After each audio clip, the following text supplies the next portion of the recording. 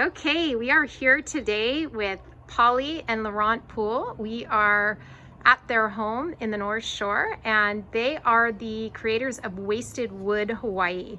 So, Laurent, what is Wasted Wood Hawaii? So this is a local family-owned company, us, and we're the ones who operate it, and we're here just to make art and furniture out of local Oahu-grown materials that otherwise would probably find their way into the scrap heap or the dump. And yeah, just like making art out of local furniture and incorporating glass and stone and things, and basically everything's kind of nature and Aina inspired. Yes, one of the things that you make is belt buckles, and if you guys can show the ones, you were so gracious to donate some belt buckles to us for, we're having a silent auction with the Honolulu Board of Realtors, benefiting Honolulu Habitat for Humanity, and these are some really interesting pieces here. So people get ready to bid on those in December at the event. Tell me about the process of creating. I know you make both furniture, furniture, something as large as a kitchen table all the way down to something as small as a belt buckle. Tell me about the process of how you do that.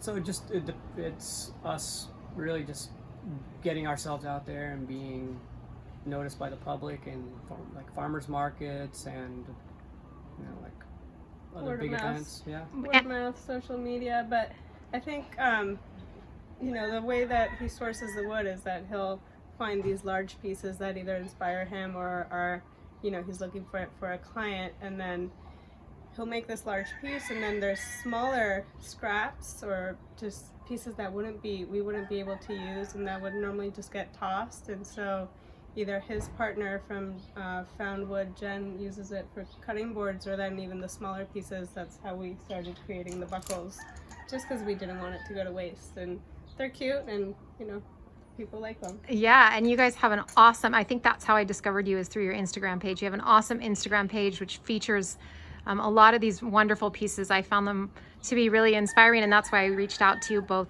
What kind of wood are you working with? So everything is Oahu sourced. The most popular is going to be monkey potted mango, because those are the ones that allow us to do the really large projects. So like we've done like a 40-foot long bar for Island Vintage Coffee, and we've done all the bars for Plantation Tavern out in Kapolei, and a lot of dining tables and kitchen islands for residences and things like that. So it's it really what the client wants. So what kind of color palette are they looking for in their house? So one of the things we really do is like we go and do a home visit, and we look at what's going on in their home and make suggestions to them, and then tell them, okay, well, for the size of project you have, these are the types of wood available, and depending on your time frame, these are the types of wood available, right? Because some stuff might not be dry, or you might not be able to find it in that size. So but we've always been able to come up with just cool, just being resourceful to figure things out to make it make the project really happen for people, make them happy. Awesome. And I know just even the buckles that you have there, we have 4 different types of wood. So I mean, there's lots of options. How do you get the wood that you work with?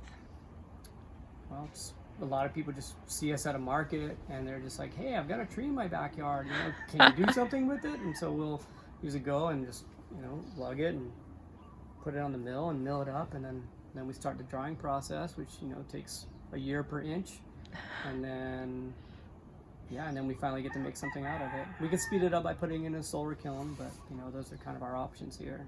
Okay. What's fun too about that is like when people call you and say, hey, there's this piece of wood in my backyard, and we're putting an addition or something, is that what's happened is that he's milled it, and then he's created something specific with the owner of the property to go back to that house. So it's like that tree continues there for more generations. Yeah, it usually has a story. It's like maybe auntie planted it, or grandma and grandpa got married underneath the tree, but for some reason the wall, it's breaking the wall, it's breaking the sidewalk, and it needs to be removed. So it's nice to be able to, I try to meet the people who know the tree and find out the story behind it, and be able to try to tell that story and pass it on to whether it goes to that home or somewhere else. Somebody can know that it was a very special piece of wood to somebody. Yeah, that's so awesome. Extending the life For sure. of the natural product. So one final question for you guys. Thank you so much for having me in your home and for the donation of the buckles. Super excited about those. What's the best thing about living on the North Shore? You start.